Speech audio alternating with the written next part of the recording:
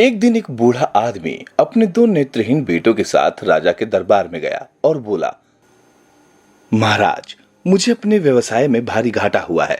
अगर आप मुझे सोने के 1000 सिक्के उधार दे दें तो मैं आपका एहसान मानूंगा। मैं अपने बेटों को आपके पास छोड़ जाता हूं। मेरे बेटे देख नहीं सकते, लेकिन वे बहुत गुणी हैं।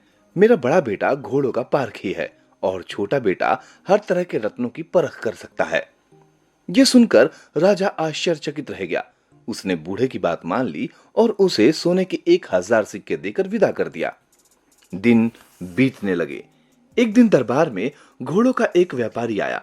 वो राजा को एक अरबी घोड़ा बेचना चाहता था। राजा ने नेत्रहीन लड़के से घोड़े की परख करने को कहा। उस लड़के ने घोड़े को छूकर परखना शुरू किया। यह देखकर घोड़े के व्यापारी को गुस्सा आ गया। उसने कहा, महाराज, भला एक अंधा लड़का घोड़े की परख कैसे कर सकता है?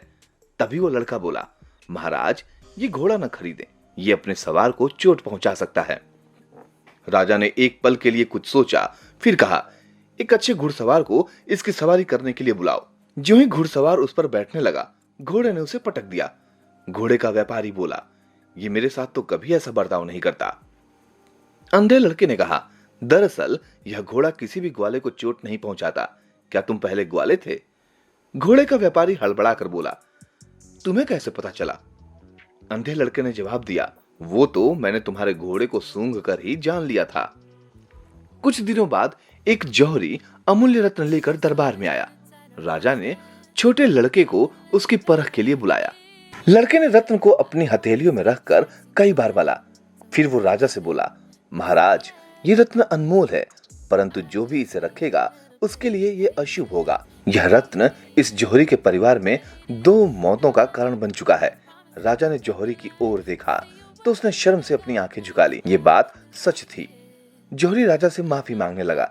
राजा ने उसे माफ कर दिया और वो अपना समूह लेकर चला गया। राजा दोनों अंधे लड़कों का हुनर देखकर हैरान हो गया। उसने तो कभी सोचा भी नहीं था कि कोई अंधा व्यक्ति इतना समझदार हो सकता है। राजा ने सोचा कि उन दोनों लड़कों को अपना मंत्री बनाया जा सकता है। उसने मन ही मन निश्चय कर लिया कि उनके पिता के आते ही वो दोनों लड़कों को अपने दरबार में रख लेगा। कुछ दिनों बाद बूढ़ा आदमी वापस आया तो राजा ने कहा, मैंने तुम्हारे बेटों की प्रतिभा देख ली है, तुम में क्या गुण है? बूढ़ा आदमी बोला, मैं आपको किसी भी व्यक्ति की असलियत बता सकता हूँ। राजा ने पूछा, अच्छा चलो बताओ, मैं कौन हूँ? बूढ़ा बोला, आप एक चोर के बेटे हैं। ये सुनकर राजा को बहुत गुस्सा आया। उसने बूढ़े और उसके दोनों बेटों के सिर को धड़ से अलग करने का आदेश दे दिया।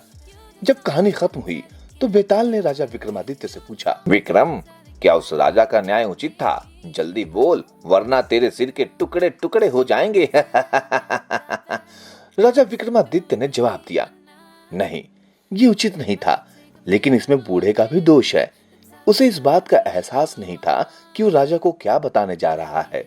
उसे बोलने से पहले सोचना चाहिए था। बेताल बोला, राजा विक्रमादित्य, तुम्हारा उत्तर प्रशंसनीय है, लेकिन तू बोला इसलिए मैं वापस जा रहा हूँ। इतना कहकर बेताल पीपल के पेड़ की ओर उड़ चला और राजा उसके पीछे पीछे दौड़ चले।